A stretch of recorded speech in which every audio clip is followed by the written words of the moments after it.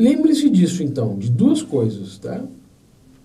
Primeiro, que nós podemos estar justificados em uma proposição que é falsa. E segundo, que se estamos justificados em uma dada proposição e ela implica outra, e nós aceitamos essa relação, essa implicação entre uma e outra, então também estamos justificados na segunda proposição. Agora, respire, né? Tome um cafezinho ou um chá e vamos ao exemplo. Caso 2.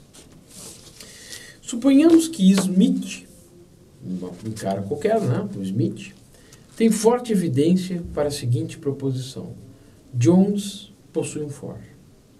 A evidência de Smith pode ser a de, tanto quanto ele se lembra, Jones sempre possuir um carro, né? Sempre foi trabalhar com um Ford, e que Jones acabou de oferecer a Smith um passeio dirigindo um Ford.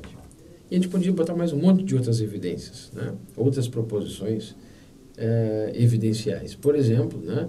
Nós vemos o Jones lavar o carro no domingo, o Jones paga o IPVA, o Jones tem um documento que diz que o carro é dele, etc. Podemos imaginar uma série de proposições dessa natureza. Imagine agora que Smith tem outro amigo, Brown, tá? Cujo paradeiro ele ignora completamente. Ele não sabe onde está o Brown. Então temos 3 personagens aqui. Não se esqueçam desses 3 personagens. Tá? O Smith, que é o nosso personagem principal. O Jones é amigo dele, que tem um for. E o Brown. Esses 3 aqui. Ok? Bueno. Smith seleciona 3 nomes de lugares completamente ao acaso e constrói 3 proposições. Primeira, ou Jones possui um for, ou Brown está em Barcelona. Ou Jones possui um for, ou Brown está em Boston. Ou Jones possui um for, ou Brown está em Brest-Litovsk. Tá? 3 cidades diferentes. Que tipo de proposições são essas que ele construiu? Tá? Todas são disjunções. Olha aí a lógica que nós fizemos lá atrás. Todas são disjunções. Todas têm essa forma aqui, ó. Todas têm essa forma aqui. P o quê? Tá? Então, P. Ou Jones possui um for, desculpem, ou Brown está em Barcelona. Ok? Ou Jones possui um for, ou Brown está em Boston. Ou Jones possui um for, ou Brown está em Brest-Litovsk. Tá? Cada uma dessas proposições é implicada por qual? Sempre o P é Jones possui um for. Jones possui um for. Sempre um dos disjuntos é esse. Imagine agora que Smith compreenda a implicação de cada uma dessas proposições que ele construiu a partir de F e prossiga em aceitar essas outras 3 que eu disse para vocês, né? Ou Jones possui um for, ou Brown está em Boston, etc. Então, prossiga em aceitar as 3 com base em F. Por que com base em F? Porque ele acha que Jones de fato possui um for. Que isso aqui é conhecimento. Que isso aqui é crença verdadeira e justificada. Ele acredita que Jones possui um for, aparentemente Jones possui for, e ele tem evidências para essa crença aqui. Se vocês se lembrarem da disjunção na lógica, vocês vão se lembrar que para uma disjunção ser verdadeira, ambos os conjuntos nunca podem ser falsos. Se um for verdadeiro, toda disjunção é verdadeira. Olhem lá o caderno de lógica. A tabelinha de verdade da disjunção. Bom, o Smith acha que essa disjunção pode ser verdadeira. Pode ser verdadeira. Porque ele tem o quê? Justificação para saber que Jones possui um for. Muito bem. Smith corretamente inferiu da proposição para a qual tem evidências fortes aquelas 3 hipóteses sobre o paradeiro do Brown que ele desconhece. Smith, é claro, não tem a menor ideia de onde o Brown se encontra. Não sabe. Mas imagine agora, você aí, que as 2 seguintes condições são válidas. Primeiro, Jones não possui um Ford, mas está presentemente dirigindo um carro alugado. E depois, pela mais pura coincidência e de modo inteiramente desconhecido por Smith, o lugar mencionado na proposição H, qual seja, ou Jones possui um Ford ou Brown está em Barcelona, é o lugar onde o Brown se encontra. Ou como a gente chama, um acaso. Né? Smith não sabia onde o Brown estava, mas por acaso ele estava numa daquelas hipóteses que ele levantou. Se essas 2 condições são incluídas, então Smith não sabe que a proposição ou Jones possui um Ford ou Brown está em Barcelona é verdadeira. Tá? Por quê? Apesar dele acreditar, achar que é verdadeira e ter boas razões para aquilo que ele realmente dizia que sabia. Que era o quê? O fato de Jones possuir um Ford. Vejam que a justificação para Jones possuir um Ford ou Brown está em Barcelona, que era uma das hipóteses do Smith, vem aqui desse lado da disjunção. Ora, mas Jones não possui esse Ford. Ele tinha alugado esse carro. Eu acabei de colocar no sistema uma contra-evidência. Deixa eu mostrar isso aqui de novo para vocês de uma maneira mais simples. Vou chamar o S o Smith, tá? O Smith sabe que P, porque tem crença verdadeira e justificada em P, supostamente. Ora, lá atrás eu disse para vocês, o autor do artigo, Geller, diz: aceitem que eu posso estar justificado ao crer uma proposição falsa. Pois justamente é isso que ocorre. Tá? O S, que é o Smith, não sabe que P. Por quê? Porque entrou aqui, ó, atravessou aqui uma outra evidência. Eu vou inventar uma coisa agora que diz que Jones é um ladrão de carros. Se Jones é um ladrão de carros, ele não possui um Ford. E ora, eu acabei de saber que Brown está em Barcelona, ou melhor, eu nem precisava saber, essa minha afirmação seria verdadeira pelo fato da disjunção ser verdadeira. Quando pelo menos um disjunto é verdadeiro, eu poderia saber que Jones possui um Ford ou Brown está em Barcelona a partir da minha evidência para o fato de Jones possuir um Ford. Mas o Jones não possui. É um ladrão.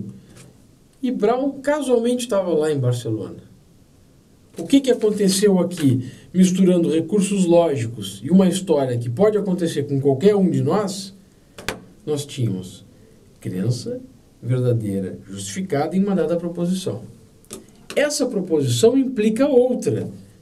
Tá? Existe uma regra analógica que diz o seguinte: dada uma proposição, se ela é verdadeira, uma disjunção correspondente também é verdadeira. É o que ocorreu aqui, que eu estou mostrando para vocês. Se é verdadeiro que Jones possui um Ford, então é verdadeiro que Jones possui um Ford ou o que eu quiser. Por quê? Porque metade da conjunção sendo verdadeira, da disjunção, metade da disjunção sendo verdadeira, toda a disjunção é verdadeira.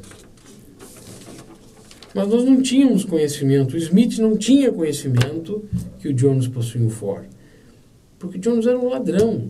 O ladrão se comporta como um proprietário de veículos, né? Faz com que nós acreditemos que ele é proprietário do veículo, mas ele não é de fato o proprietário do veículo. E o que acontece?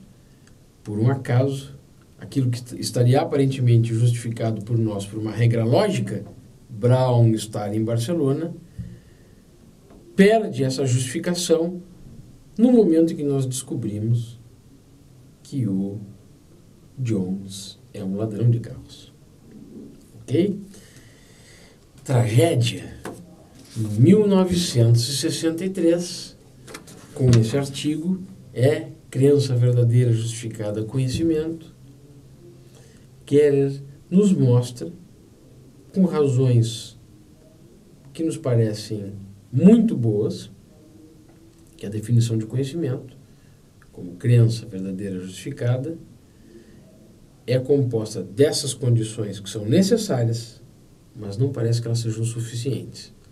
Porque nós podemos imaginar casos em que o sujeito desse caso, o Smith, no exemplo que eu acabei de dizer para vocês, tinha crença verdadeira justificada e ainda assim não tinha conhecimento. Essa descoberta do Gerer, né, com esse exemplo que eu dei para vocês, e tem outro que vocês vão ler agora no texto, nesse artigo muito importante chamado A Crença Verdadeira Justificada Conhecimento, esse debate entra a mil na teoria do conhecimento, tá? E é discutido veementemente por algumas correntes dentro da epistemologia que são diferentes. Tá? Nós não temos condições, durante um semestre, de investigarmos soluções a esse problema. Ele serve para nós, né, como primeiro momento, para nós pensarmos nessa objeção que há à definição tradicional de conhecimento na tradição e, agora, no segundo momento, para nós pensarmos por onde nós podemos garantir que a definição de conhecimento ganhe corpo e não fique suscetível a um ataque de tipo Gerer. Eu menciono a vocês que muitos autores tentaram desqualificar esses exemplos, mas os exemplos de tipo Gerer funcionam como uma espécie de vírus. Né? Eles funcionam como uma espécie de vírus, porque a gente está quase matando e ele ganha uma mutação. Né? E aí, então, na verdade, hoje na literatura se fala em exemplos de tipo Gerer. Não necessariamente esses que vocês encontram no artigo, mas algumas sofisticações que os exemplos acabaram ganhando na medida em que nós queremos agora não sofrer mais nenhum tipo de revés com a nossa tentativa de definição de conhecimento e com isso estamos muito atentos para a possibilidade de problemas como esse que eu acabei de dizer para vocês ganharem relevância novamente. Muito bem. Na teoria do conhecimento, nós temos diferentes perspectivas filosóficas, né? Diferentes escolas filosóficas, dentro das quais, né, uma das coisas importantes é tentar mostrar que saídas nós temos para o problema de Gerer. Eu vou falar de um modo geral de duas perspectivas muito importantes que nós chamamos de internalismo e externalismo. Tá? Eu já mencionei isso para vocês na teoria do conhecimento também. No internalismo, as duas escolas, o que basicamente significa uma posição internalista? Que diz que a justificação do nosso conhecimento se dá internamente ao agente epistêmico. Né? E o externalismo, a justificação do nosso conhecimento, externa à mente do agente epistêmico. As duas correntes mais importantes do internalismo nós chamamos de coerentismo e fundacionismo. Bom, o fundacionismo vai tentar garantir, e vocês já viram várias posições fundacionistas no semestre passado, né? Como Descartes, por exemplo, vai tentar garantir que o sujeito possa ter consciência direta do saber. Quer dizer, possa ter uma perspectiva de primeira pessoa em relação ao saber. O agente tem um acesso consciente ao saber. O internalismo vai procurar, por meio do fundacionismo, né, encontrar quais são os fundamentos ou a base da justificação. Né? Como se o sujeito pudesse ter acesso consciente às boas razões que podem sustentar o conhecimento de uma determinada proposição. A maior parte dos fundacionistas vão falar de diferentes maneiras e com diferentes propostas, né? Como eu disse para vocês, não há unanimidade nos posicionamentos dos pensadores fundacionistas. Esse é um debate quente ainda, é um debate novo, é um debate que se constitui ainda com grande força no momento contemporâneo. Muitos autores vão dizer que existe um conjunto de crenças básicas, uma espécie de crenças que são auto-justificadas. E essas crenças dão sustentação, numa cadeia, às demais crenças que nós temos, naquilo que a gente chama do nosso sistema de crenças. Todas as crenças que nós temos enquanto sujeitos ou agentes de conhecimento, e querendo que fazer com que algumas dessas alcancem o grau de conhecimento. Alguns outros autores não vão falar de crenças básicas autojustificadas, mas vão tentar encontrar esse ponto de partida, essa fundação, essa base, na percepção direta, na autoevidência, na memória, etc. Tá?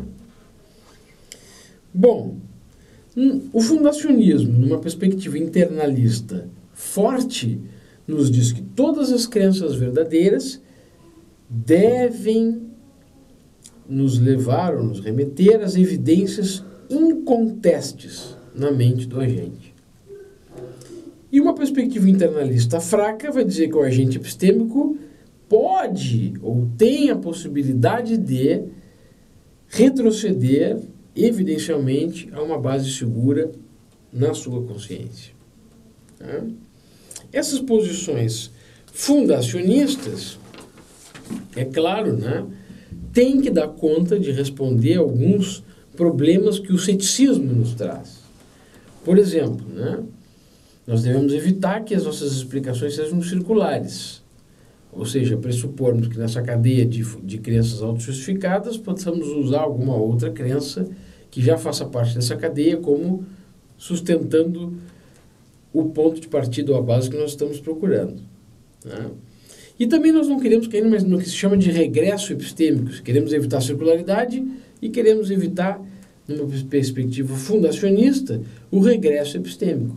Nós temos que dar, de fato, boas razões para dizer por que nós escolhemos sustentar que determinadas crenças se constituem como uma base para o nosso conhecimento, e possam funcionar como uma espécie de base para uma pirâmide, onde as demais crenças vão se organizando posteriormente sobre essa base comum. Tá?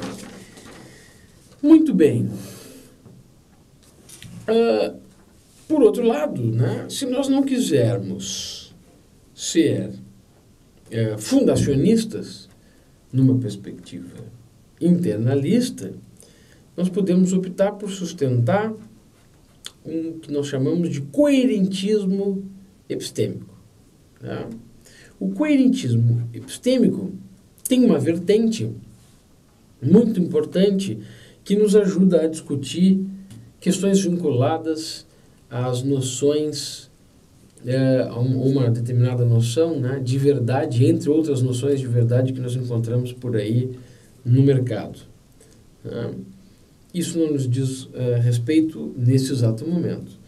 Mas uma das vertentes do coerentismo epistêmico diz respeito à justificação. Tá? O que justifica uma crença para um coerentista? Se para um fundacionista a justificação se dá sobre uma base autoevidente de crenças, e sobre elas nós organizamos as demais crenças, o coerentismo vai nos propiciar uma imagem diferente. Vamos botar as duas aqui. Vocês vão encontrar os autores traduzindo fundacionismo ou traduzindo fundacionalismo do inglês, certo? As duas estão corretas, tá? Se vocês encontrarem fundacionalismo ou fundacionismo, não se preocupem, ambas nomenclaturas estão corretas. Então, no fundacionismo nós possuímos um conjunto de crenças básicas e dessas crenças básicas, então, estão sustentadas as nossas demais crenças. Tá? Nós nem queremos no fundacionismo, como eu dizia para vocês, usarmos uma dessas crenças aqui para justificar o nosso ponto de partida, nem tampouco, né, queremos voltar aqui para trás encontrando esse ponto de partida indefinidamente caindo no regresso epistêmico. Queremos eliminar a circularidade, queremos eliminar, por outro lado, o regresso epistêmico. Mas uma vez determinado, então, essa base, né, que nós vamos ter que explicar para os nossos colegas estudiosos por que essa base foi escolhida por nós enquanto epistemólogos, a partir dela nós vamos justificar nossas demais crenças.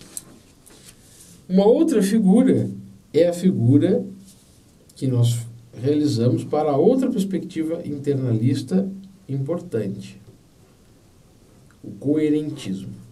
O coerentismo, pessoal, tem outra imagem aqui. Diz que as nossas crenças estão justificadas numa espécie de teia em que há um apoio coerente entre elas. Elas fazem uma teia, e essa teia justifica o nosso conhecimento, ou justifica o conhecimento de determinadas proposições que fazem parte do nosso sistema de crenças. Vejam, o nosso sistema de crenças, ele se parece a um emaranhado, a uma rede, e dentro dessa rede estão as nossas crenças que vão se agregando coerentemente com as demais crenças do nosso sistema de crenças. O que justifica uma crença, então, para um coerentista? O sistema de crenças. Né? Essa rede, esse entrelaçamento que possui uma trama. E esse sistema deve propiciar uma implicação mútua entre as crenças. Né? Se aquilo que é um problema para os fundacionistas é a circularidade, né?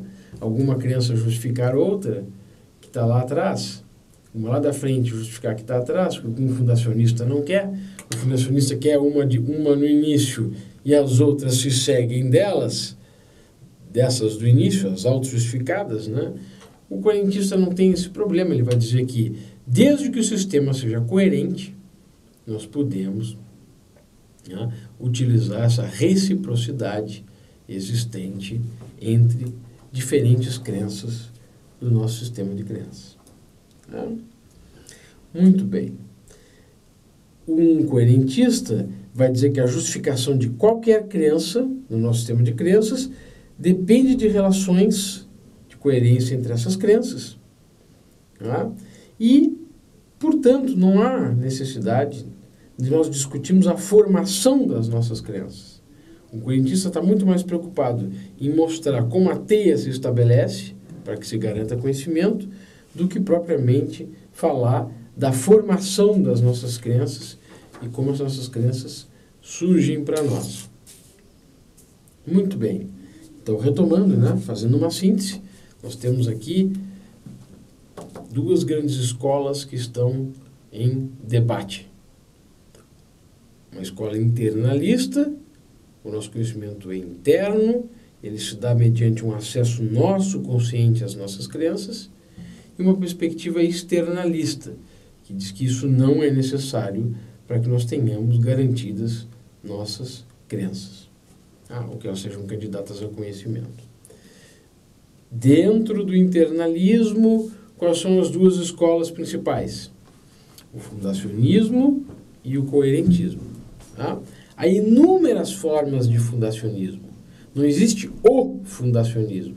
Até porque vocês viram, né, desde a teoria do conhecimento, que o fundacionismo tem uma longa história na tradição filosófica, que remonta lá os clássicos, né, passa pelos modernos e chega para nós na contemporaneidade. E existe uma alternativa às posições fundacionistas, né, como uma espécie de holismo epistemológico que caracteriza as posições coerentistas. Não há o coerentismo, embora a gente fale do fundacionismo e do coerentismo, a gente está fazendo dessa forma por razões didáticas. Mas vocês vão encontrar muitos fundacionistas que divergem nas suas posições, divergem entre si, e vocês vão encontrar muitos coerentistas que também divergem entre si nas suas posições e teorias filosóficas. Tá? Tarefa, o tema de casa, é vocês buscarem fundacionistas conhecidos, né? Teorias do conhecimento fundacionistas e teorias do conhecimento coerentistas, e lerem um pouco mais a respeito. Só para se lembrarem, né? Dentro dessa perspectiva internalista, fundacionismo e coerentismo podem ser representados numa figura desse modo. Um fundacionista tem uma apresentação linear da estrutura de aquisição de crenças e de sustentação dessas crenças com justificação, e o coerentista vai mostrar que a sustentação das nossas crenças depende de uma relação entre elas, uma relação coerente entre elas, que forma uma espécie de rede, ou produz uma espécie de entrelaçamento ou uma trama que sustenta todo o nosso sistema de crenças. De novo, lembrando a vocês, né, nós estamos investigando não propriamente saídas para o problema de Geller, que eu falei lá no início da aula, mas mostrando para vocês perspectivas teóricas no interior da teoria do conhecimento, nas quais respostas para o problema de Geller são fornecidas por diferentes autores. Isso tem que ficar muito claro para vocês. E a minha opção aqui não é pegar uma solução de uma dessas escolas e mostrar a solução que oferece ao problema de Geller, porque nós precisaríamos também, ao fazer isso, mostrar as deficiências dessa posição e, ao mesmo tempo, contrastá-las com outras tentativas realizadas por outros filósofos do conhecimento. Ok? Internalismo. Bom, vamos passar para o rival do internalismo, que é o externalismo. E com o externalismo eu vou encerrar nossa aula de hoje. Tá? Na posição externalista, uma crença será verdadeira e justificada, vejam bem, se os processos e os meios que permitam a justificação podem ser confiáveis. A principal corrente dessa justificação na perspectiva externalista é conhecida como confiabilismo. Tá? O que diz? Vamos dar um exemplo. Tá? Um professor de vocês, de física ou matemática, vamos escolher um professor de matemática, diz a vocês, quando crianças, que um determinado teorema é chamado a fórmula de Bhaskara. Vocês não sabem, de fato, explicar por que aquela fórmula é a fórmula de Bhaskara. Mas o professor diz que é. E vocês confiam no professor. Então agora vocês podem dizer que sabem que a fórmula de Bhaskara é base vezes altura, raiz quadrada de base vezes altura sobre 2. Ah, muito bem. Quer dizer, vocês, o que produziu o conhecimento de vocês dessa fórmula? O que produziu o conhecimento de vocês dessa fórmula foi um processo confiável. Esse processo confiável, no exemplo que eu dei, é a garantia dada, né, por uma autoridade que é o professor fulano de tal. Né?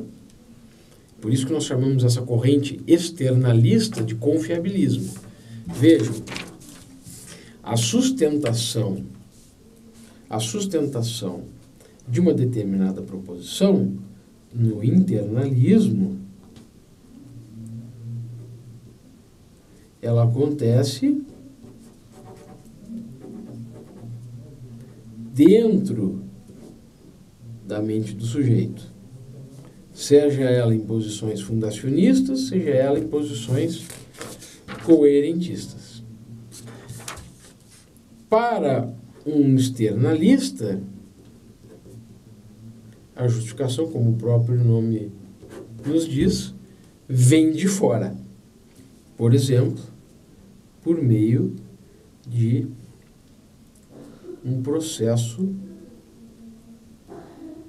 confiável. Vocês confiam no professor de vocês. O professor disse que a fórmula de Bhaskara é tal e tal. Ok? Vejam, são rivais. Tá? Ambos tentam mostrar que há mais vantagens na sua posição para responder os problemas da teoria do conhecimento. Como é possível o conhecimento, como nós justificamos nossas crenças, como nós estruturamos as nossas crenças, etc. Tá? Eles vão conversar entre si. E é claro, né? Nós vamos encontrar uma série de posições que não são nem internalistas nem externalistas. Na teoria do conhecimento, eu vou falar para vocês disso um pouco mais adiante. Essas são as principais, assim, as mais conhecidas na literatura. Mas nós vamos encontrar dentro das posições internalistas tentativas de fusão entre fundacionismo e coerentismo. Nós vamos encontrar tentativas de acabar com esse debate internalismo e externalismo, sustentando uma epistemologia voltada às virtudes intelectuais necessárias à aquisição de conhecimento. Nós podemos trabalhar em uma perspectiva contextualista e por aí vai. Tá? Internalismo e externalismo contam uma história particular dessa discussão em teoria do conhecimento que envolve querer responder problemas para os quais nós não temos soluções satisfatórias. Para o externalismo, então, pessoal, não há necessidade de o agente, né? Que o agente deve estar ciente do processo cognitivo da crença em questão. Ao contrário do que pede o internalista, que diz que o agente tem que ter cuidado, né, para garantir ou ter acesso ao processo cognitivo da aquisição de uma determinada crença. Tá? Só que o internalista tem muita dificuldade em explicar, por exemplo, o saber das crianças, né? E o externalista tem talvez algumas razões para mostrar por que as crianças acabam tendo saber, porque elas operam com essa ideia de confiar em determinadas fontes, sobretudo confiar nos professores. Para o externalismo, a natureza de uma crença é pelo menos parcialmente determinada pelo mundo objetivo circundante, tá? Ao invés de ser apenas subjetivamente. Em outras palavras, para o externalista, os fatores externos à consciência são muito importantes. Bom, pessoal, o que eu tentei fazer com vocês na aula hoje? Primeiro, retomar um problema importante para nós lá da teoria do conhecimento 1, que é a análise do conhecimento e uma discussão da definição tripartite.